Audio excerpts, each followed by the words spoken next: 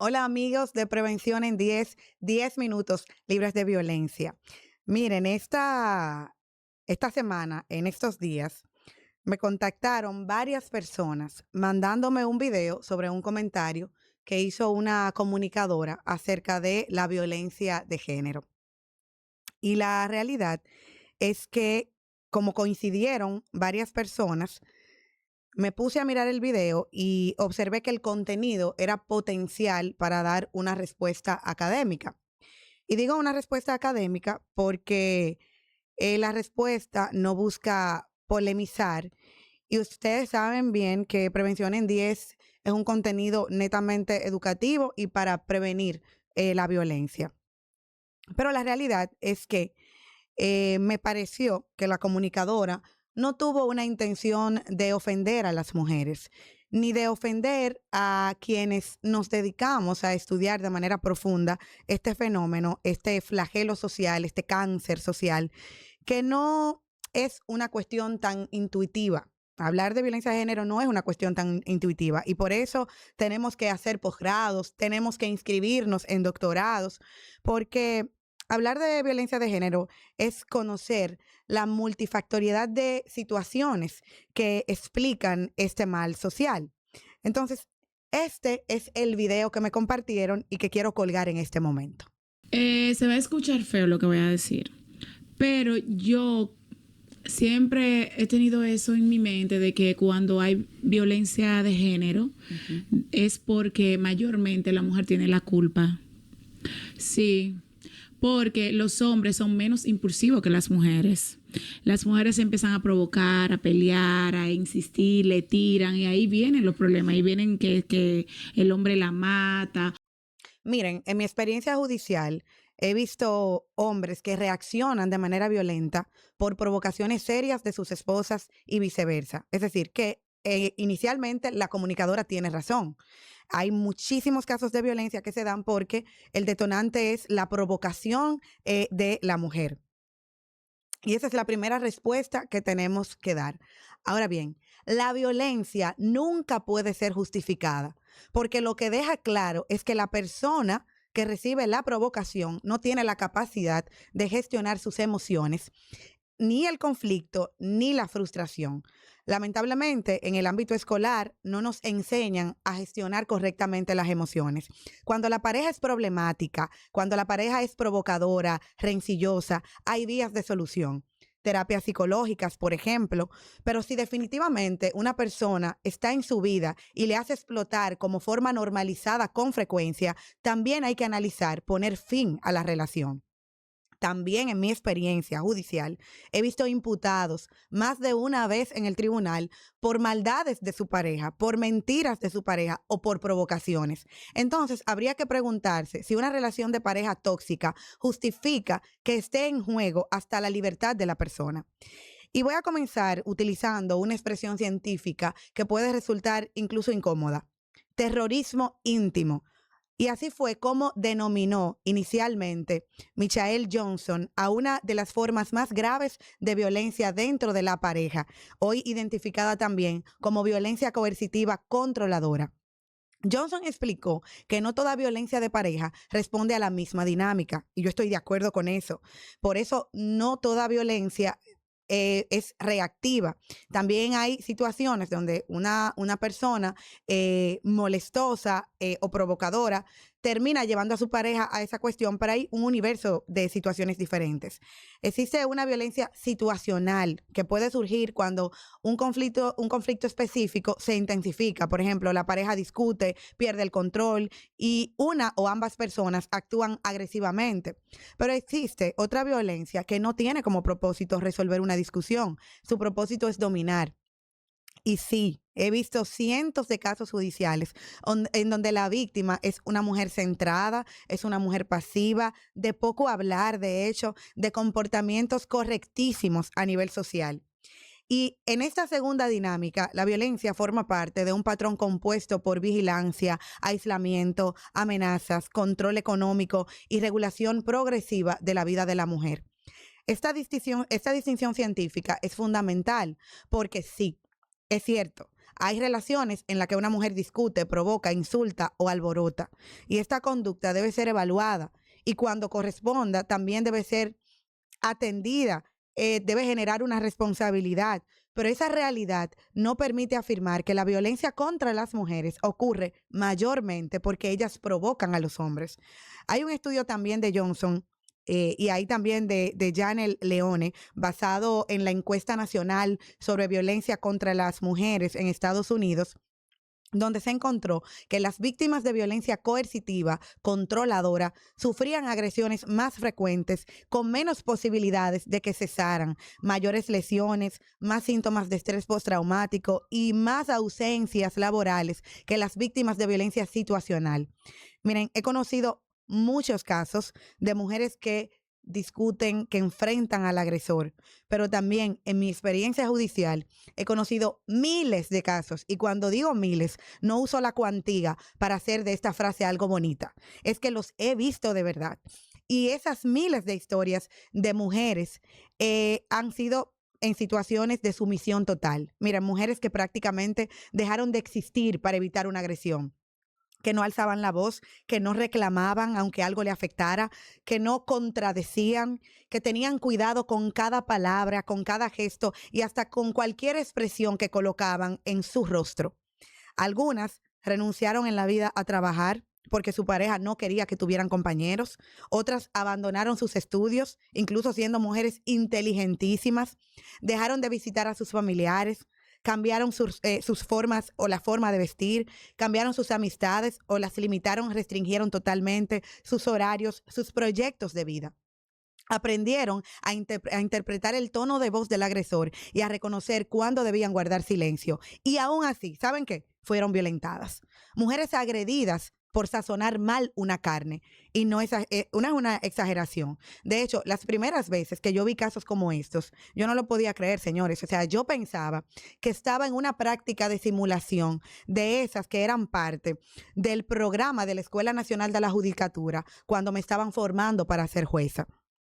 Por eso, la idea de que una mujer puede evitar la violencia portándose bien, no siendo molestosa, no peleando, no resiste el análisis científico ni la experiencia judicial.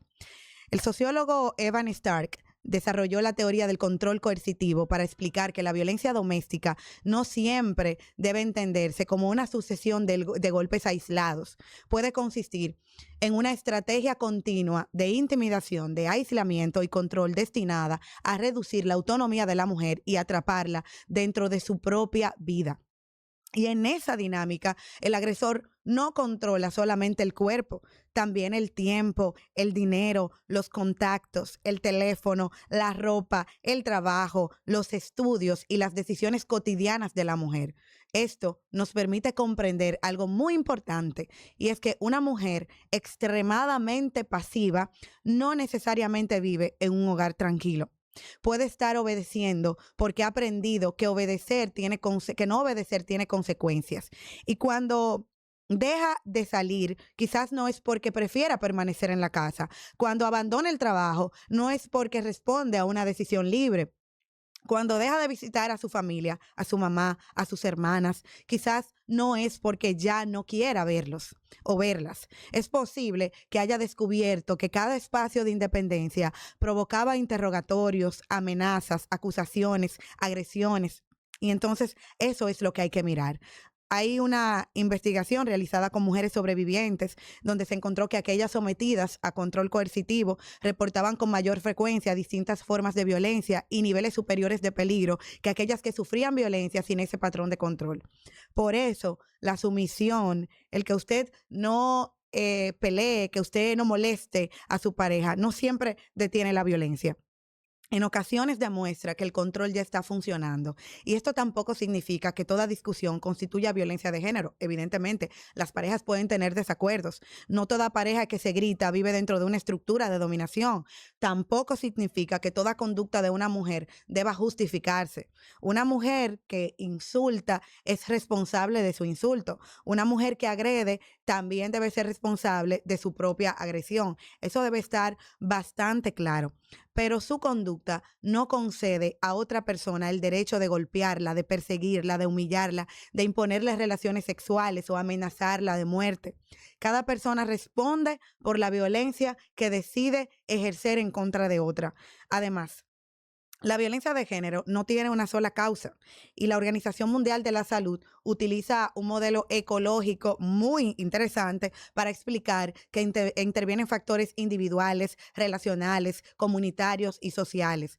Miren, puede influir la exposición a violencia durante la infancia, la normalización del control, la dependencia económica, el consumo problemático de sustancias, el aislamiento, las desigualdades de poder y las creencias culturales que atribuyen al hombre autoridad sobre la mujer. Ninguno de estos factores por sí solo explica todos los casos y ninguno convierte la conducta de la víctima en la causa automática de la violencia. En el país, el artículo 42 de nuestra Constitución reconoce el derecho de toda persona a vivir sin violencia y condena la violencia intrafamiliar y de género en cualquiera de sus formas. La Ley 2497 también reconoce la violencia y dice que esta puede producir daño físico, sexual, psicológico y manifestarse mediante fuerza, intimidación, persecución, violencia verbal o psicológica. Por su parte, la Convención de Belén do Pará nos exige, además de observar la violencia contra las mujeres dentro de las relaciones históricamente desiguales de poder y modificar los patrones culturales que la legitiman. Por eso no es científicamente correcto preguntar solamente qué hizo esa mujer para provocar a ese hombre. También nosotros tenemos necesariamente que preguntarnos, ¿podía esa mujer trabajar libremente? ¿Podía estudiar esa persona? ¿Podía visitar a su familia? ¿Podía administrar su dinero? ¿Podía decidir cómo vestirse? ¿Podía decir que no en diferentes circunstancias? ¿Podía terminar la relación sin sentir que su vida estaba en peligro? ¿Vivía como una pareja o vivía bajo una supervisión constante? Esas preguntas permiten diferenciar una discusión concreta de una estructura de control. ¿Puede existir? Claro que sí. Una mujer que discute, que provoque, que reaccione agresivamente. Y esto, reitero, debe analizarse, pero también existen mujeres que callan, que obedecen, que renuncian a todo y aún así viven violencia, porque el problema no es que la mujer hable demasiado o moleste demasiado o que pelee de manera exagerada. A veces el problema es que el agresor considera que ella no tiene derecho a hablar. No es que trabaje demasiado, es que él cree que tiene derecho a decidir si puede trabajar. No es que salga demasiado, es que el agresor puede considerar que tiene derecho a controlar cada uno de sus movimientos. Entonces, una mujer tiene que ser perfecta. No, no tiene que ser perfecta para tener derecho a ser violentada. Puede discutir, puede reclamar y equivocarse, pero también puede que esté obedeciendo, que esté guardando silencio y que esté renunciando a su proyecto de vida. Y ninguna de estas conductas justifica la violencia. Y ninguna cantidad de sumisión garantiza que el agresor dejará de ejercerla. La provocación no puede justificar nunca la violencia, pero la sumisión tampoco detiene la violencia. Esa, señores, es la realidad. Entonces, cierro la cápsula haciendo hincapié en que la violencia de género no solamente se da cuando la mujer molesta, cuando la mujer pelea, cuando la mujer es una provocadora. Esto, reitero, no puede jamás justificar la violencia, pero hay muchas mujeres que jamás fueron molestosas, que jamás fueron provocadoras, que fueron personas muy tranquilas en su interacción con la pareja, personas encasilladas todo el tiempo y sufren de violencia. La violencia se da por miles de circunstancias. Entonces, cuando hablamos de violencia de género, jamás podemos entender que una única circunstancia es la que genera este flagelo social. De ser así, para los estados, esto no fuera un reto. Sería un asunto totalmente controlado. Si la violencia de género en República Dominicana respondiera únicamente a mujeres provocadoras, el Estado lo hubiese resuelto hace mucho tiempo ya. Es que no, es que hay demasiadas causas, es que hay variadas situaciones y por eso es un reto combatirla y es una responsabilidad de cada uno de nosotros poner nuestro granito de arena para que nuestras sociedades puedan ir cambiando poco a poco. Miren, gracias por compartir conmigo este espacio, estos 10 minutos libres de violencia. Hasta la próxima semana.